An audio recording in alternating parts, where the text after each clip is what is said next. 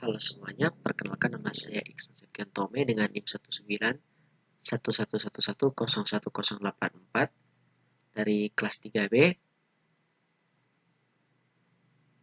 Fakultas Kesehatan Masyarakat Universitas Samratulangi Manado, dalam mata kuliah Promosi Kesehatan. Kali ini saya akan membahas mengenai strategi dan aplikasi promosi kesehatan dalam kegiatan peribadatan dan jaulah di masjid dan musola di Kecamatan Languan Timur dalam masa new normal, yang dimana merupakan topik dari tema besar, yakni aplikasi promosi kesehatan dalam menghadapi pandemi COVID-19.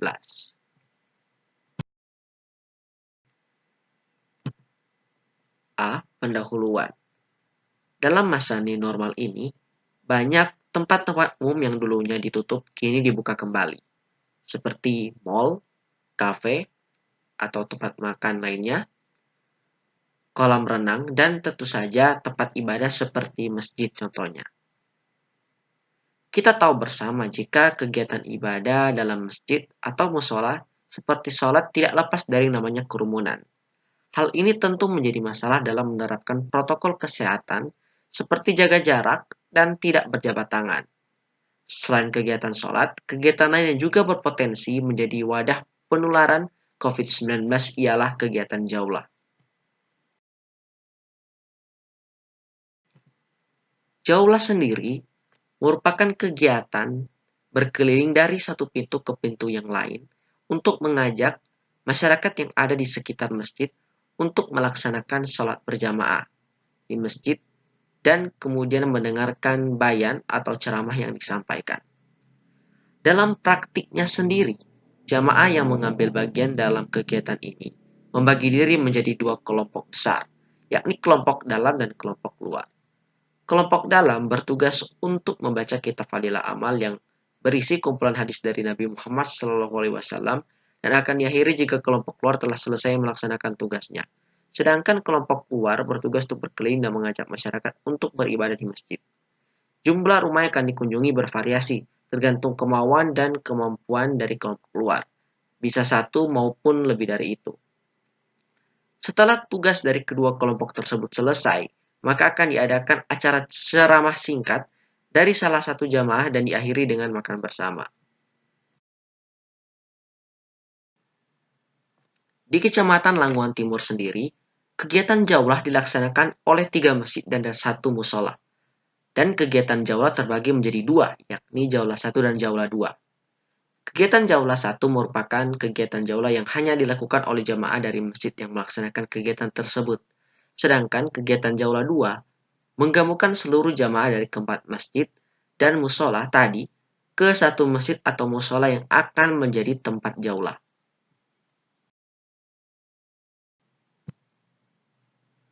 B. Alasan pengambilan topik. Beberapa alasan kenapa saya mengambil topik ini ialah sebagai berikut. Yang pertama, masjid atau musola merupakan salah satu tempat yang dimana tidak dapat terhindarkan dari yang namanya kerumunan dan pelanggaran protokol lainnya. Yang kedua, kegiatan jaulah memerlukan jamaah yang banyak. Dikarenakan jika jamaah hanya sedikit, pembagian kelompok akan susah dilakukan. Hal ini akan menjadi masalah jika jamaah yang berpartisipasi tidak melaksanakan protokol kesehatan sesuai aturan.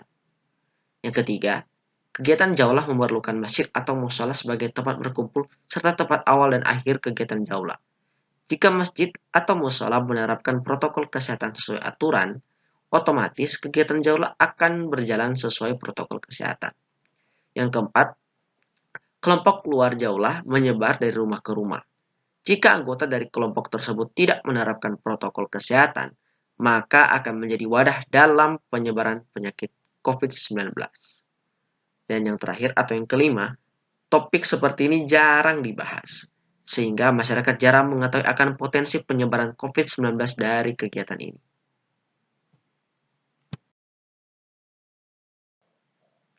C. Sasaran. Kita tahu bersama bahwa dalam konsep promosi kesehatan, sasaran dibagi menjadi 3 kelompok besar. Yang pertama ialah kelompok primer, yang kedua kelompok sekunder, dan yang ketiga ialah kelompok tersier.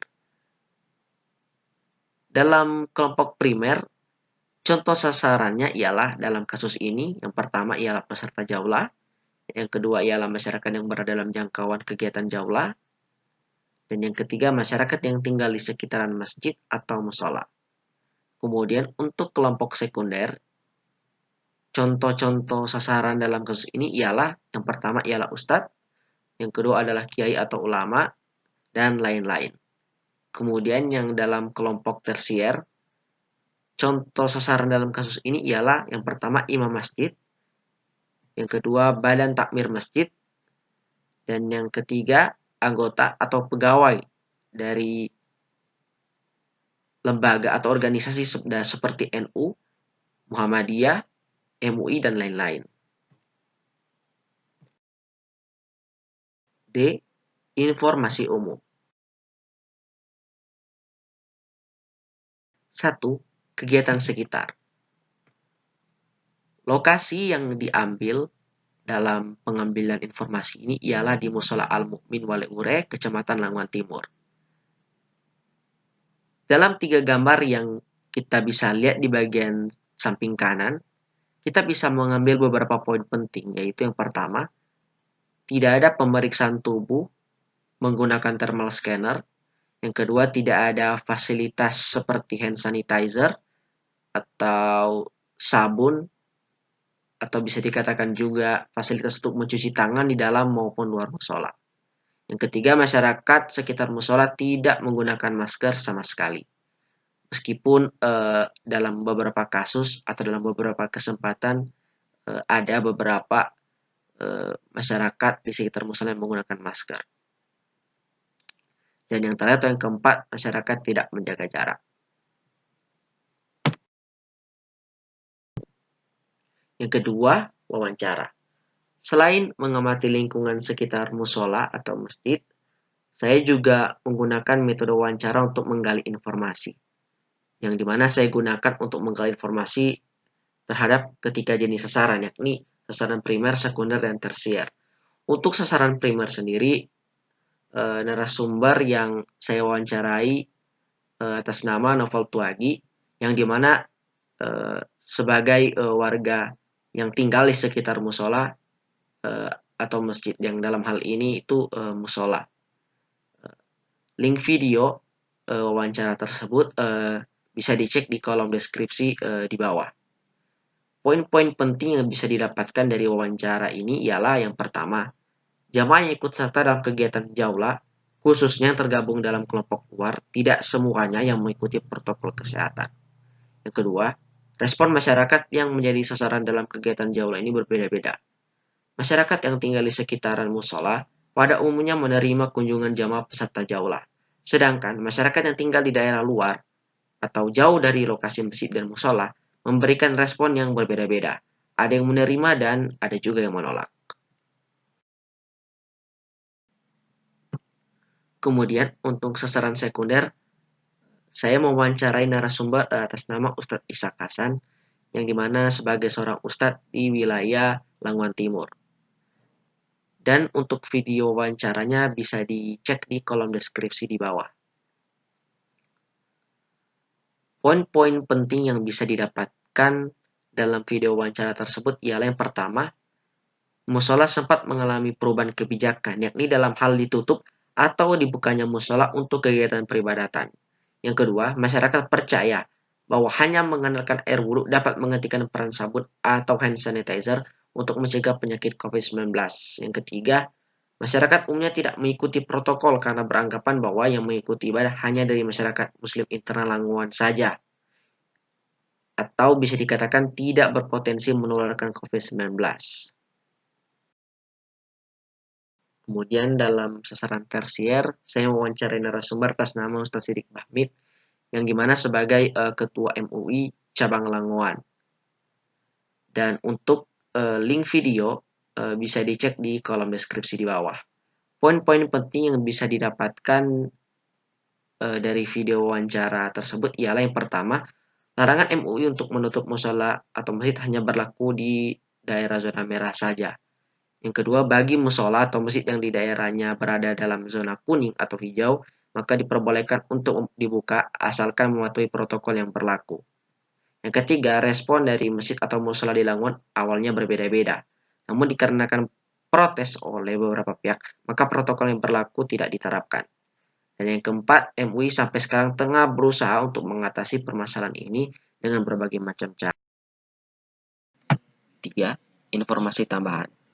Informasi ini merupakan informasi yang didapatkan selain menggunakan dengan cara pengamatan dan juga wawancara kepada para narasumber. Yang dimana informasi-informasi yang akan saya bacakan ini berasal dari diskusi yang saya lakukan dengan imam di salah satu masjid di Lamongan. Di antaranya yang pertama, masyarakat muslim di Lamongan kurang menaati protokol yang berlaku dikarenakan kekecewaan serta menurunnya kepercayaan terhadap beberapa pihak seperti tenaga kesehatan dan pemerintah. Dikarenakan beberapa kasus yakni bantuan seperti uang dan sembako pada pasien COVID-19 tidak diberikan dan memaksa masyarakat sekitar untuk turun tangan. Selanjutnya, tenaga kesehatan di rumah sakit cenderung mendiagnosis berbagai penyakit yang bahkan tidak berhubungan dengan COVID-19 sebagai COVID-19. Dikarenakan hal tersebut, masyarakat takut pergi ke rumah sakit atau instansi kesehatan lainnya walaupun dalam keadaan sakit. Selanjutnya, jenazah COVID-19 dimakamkan di tempat pemakaman umum, yang dimana tidak sesuai dengan protokol atau regulasi yang berlaku. Dan kasus terakhir, pemerintah melarang masyarakat keluar daerah namun mempersilahkan masyarakat dari daerah lain untuk masuk. Poin yang kedua, pernyataan bahwa COVID-19 hanyalah konspirasi belaka mulai diterima oleh masyarakat. Dan yang terakhir, anggapan jika hanya bermodalkan ibadah maka bisa mencegah COVID-19 diaminkan oleh sebagian masyarakat muslim di Kecamatan Lamongan Timur. Solusi. Berdasarkan informasi yang didapatkan baik dari pengamatan, wawancara maupun cara-cara lainnya, saya memberikan beberapa solusi yang sebenarnya ada di dalam masing-masing video wawancara yang ada di link deskripsi. Namun secara garis besar, solusi-solusi tersebut ialah sebagai berikut. Yang pertama, menegaskan aturan kepada jamaah masjid atau musola sesuai protokol kesehatan pada saat melakukan kegiatan apapun di masjid atau musola, termasuk jaulah. Yang kedua, diadakannya pemeriksaan suhu badan menggunakan thermal scanner di depan pintu masjid atau musola. Yang ketiga, menyediakan fasilitas cuci tangan atau penyediaan sabun atau hand sanitizer. Yang keempat, pihak-pihak seperti MUI misalnya melakukan pemeriksaan secara berkala di setiap masjid atau musola. Dan yang kelima, menerapkan sanksi tegas bagi masjid atau musola terbukti melanggar protokol.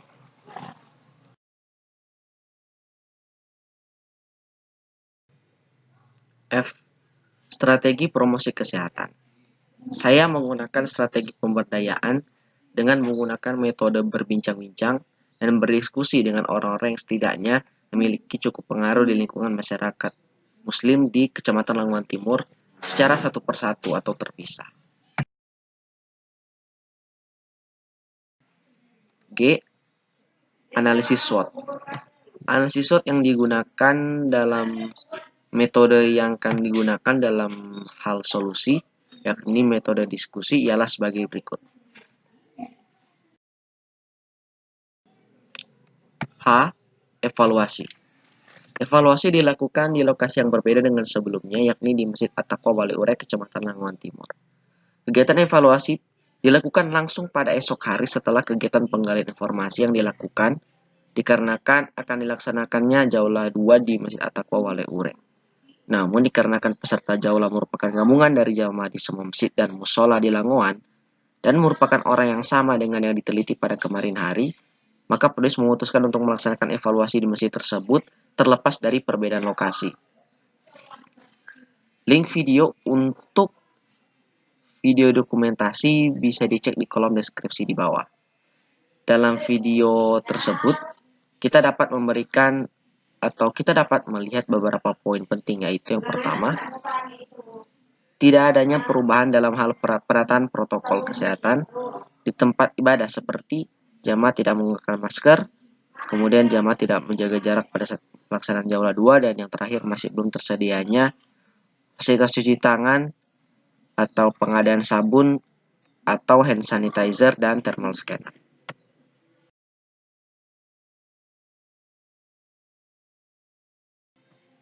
G. Saran. Saya menyadari bahwa metode diskusi yang saya lakukan tidak bisa dilakukan hanya sekali saja, melainkan berkali-kali, dan hasil yang ingin dicapai tidak bisa terwujud dalam waktu singkat. Oleh karena itu, menurut saya, diskusi secara berkala merupakan solusi yang bisa dicoba dalam mengatasi permasalahan ini. Daftar pustaka yang digunakan dalam penyusunan materi ini bisa dilihat yakni sebagai berikut.